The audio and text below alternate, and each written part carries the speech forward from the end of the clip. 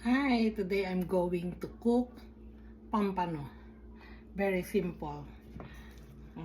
Yung kamatis, piniga-piga ko lang na ganyan. Ganyan lang siya. Pagkatapos, lagyan natin ng onion.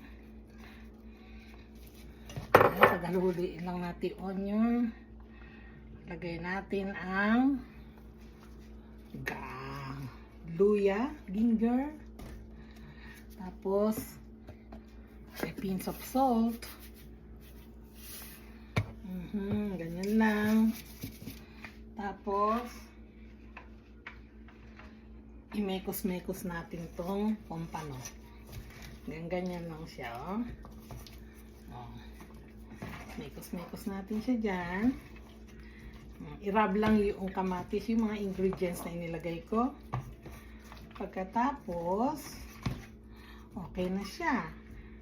Lagyan natin sa loob. Tapos, sa ibabaw yung onion leeks. Yan lang. Tapos, turn on na. Pakuluan na natin. Takpan.